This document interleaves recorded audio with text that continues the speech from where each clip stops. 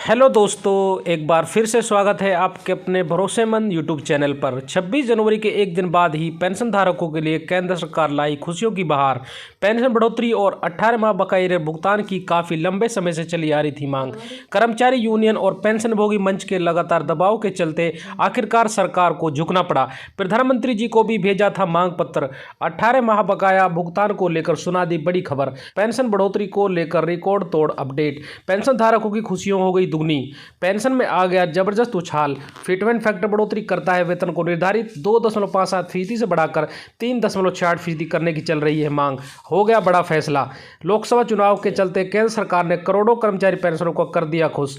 दिसंबर एआईएसपी index के आंकड़ों ने लिया जबरदस्त उछाल। डीए यानी महंगाई भत्ता 50% के पार। पेंशन 15% की बम्पर बढ़ोतरी के बाद बड़ा उछाल। एफएमए यानी फिक्स मेडिकल अलाउंस को लेकर पेंशनों की हो गई बल्ले बल्ले। फैमिली पेंशन को लेकर जबरदस्त अपडेट।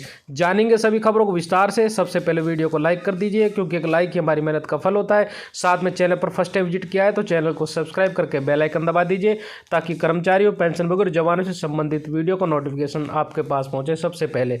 तो चलिए जानते हैं खबरों को विस्तार से बिना किसी देरी के। केंद्रीय कर्मचारी और पेंशनभोगियों के लिए एक बड़ी खबर है। केंद्र सरकार के रिटायर्ड कर्मचारियों के लिए मोदी सरकार ने पेंशन के अंदर 7वें वेतन आयोग के तहत बदलावों को मंजूरी दे दी है।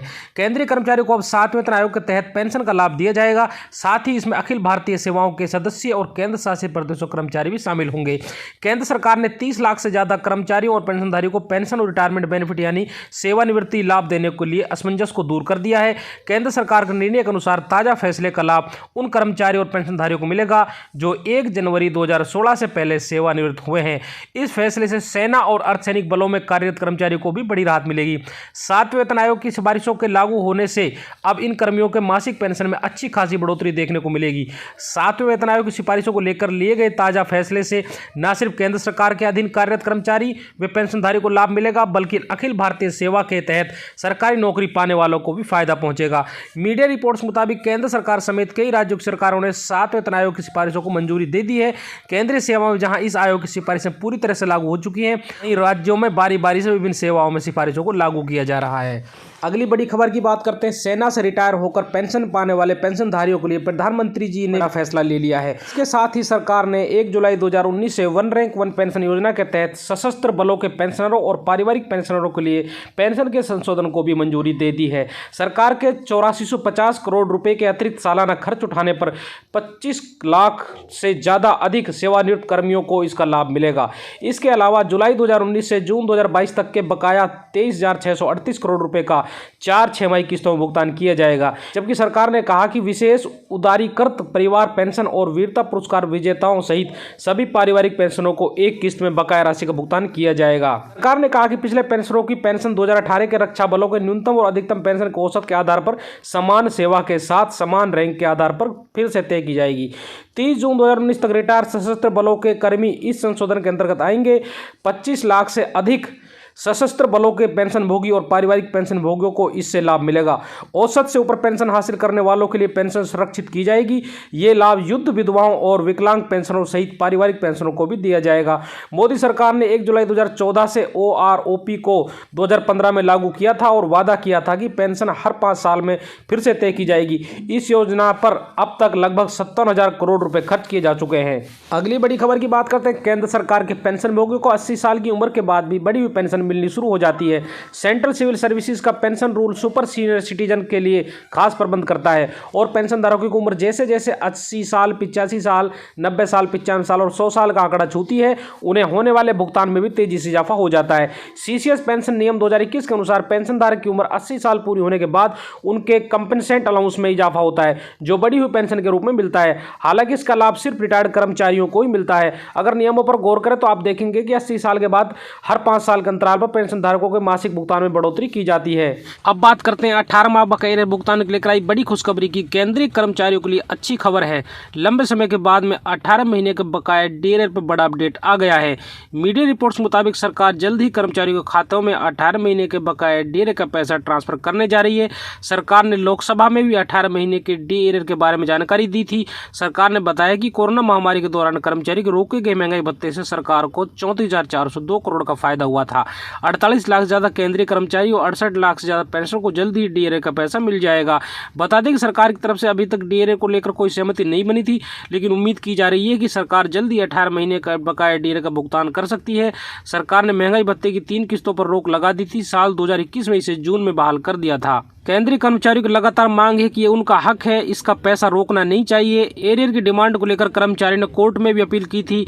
इस पर सुप्रीम कोर्ट ने सरकार को ये कहकर विचार करने के लिए कहा था कि ये कर्मचारियों का हक है, इसे फ्रीज किया जा सकता है लेकिन रोका नहीं जा सकता। लेकिन अब आगामी लोकसभा चुनाव को मद्देनजर रखते हुए सरकार 18 माह बकाया भुगतान को लेकर बड़ा फैसला ले सकती है। अगर ऐसा होता है तो देश भर के करोड़ों कर्मचारी पेंशनरों के खातों में 2 लाख से ज्यादा रुपए की राशि ट्रांसफर कर दी जाएगी। आगे डी यानी महंगाई भत्ते में बढ़ोतरी को लेकर आई बड़ी खबर की बात करते हैं। केंद्रीय कर्मचारियों के लिए नए साल का आगाज धमाकेदार रहा। अब उनके लिए छप्पर फाड़ खुशी इंतजार कर रही हैं।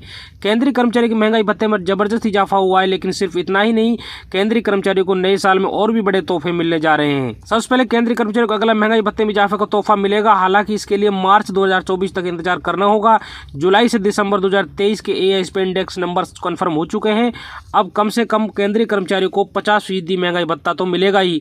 नवंबर एआईएसपी इंडेक्स के नंबर्स आ चुके हैं, दिसंबर के नंबर अभी आना बाकी हैं। महंगाई भत्ते में अब तक 4% का उछाल आ चुका है। मौजूदा डीए की दर 46% है। एआईएसपीआई आंकड़ों को देखें तो महंगाई भत्ते का स्कोर 49.68% पहुंच चुका है। अगर एआईएसपी इंडेक्स के आंकड़ों को देखें तो फिलहाल कर्मचारियों को 4% डीए बढ़ना कन्फर्म हो गया है, यानी कर्मचारी को डीए 46% बढ़कर 50% हो जाएगा।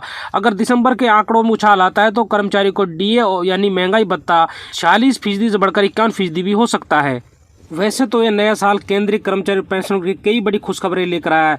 साथ में फिटमेंट फैक्टर को लेकर बड़ी खुशखबरी निकलकर सामने आ रही है। साथ में आयोग सिफारिशों के आधार पर केंद्रीय कर्मचारी की न्यूनतम सैलरी बढ़ाने के लिए फिटमेंट फैक्टर लागू किया गया। फिटमेंट फैक्टर लगने की वजह से केंद्रीय कर्मचारियों की न्यूनतम सैलरी सीधे 6,000 रुपये से बढ़ाकर 18,000 रुपये कर दी गई थी। फिटमेंट फैक्टर 2.57 गुना निर्धारित किया गया था।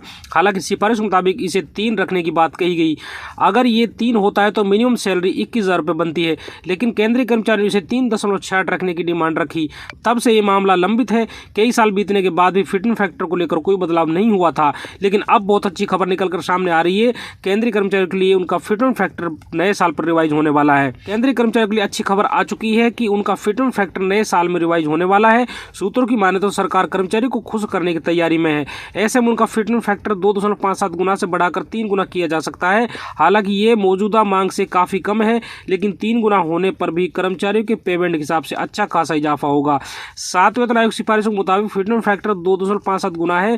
केंद्रीय कर्मचारी की सैलरी तय करते समय भत्तों के अलावा जैसे महंगाई भत्ता, यात्रा भत्ता, हाउस रेंट अलाउंस वगैरह कर्मचारी की बेसिक सैलरी को सातवें वेतन आयोग के फिटमेंट फैक्टर 2.57 से गुना करके निकाला जाता है।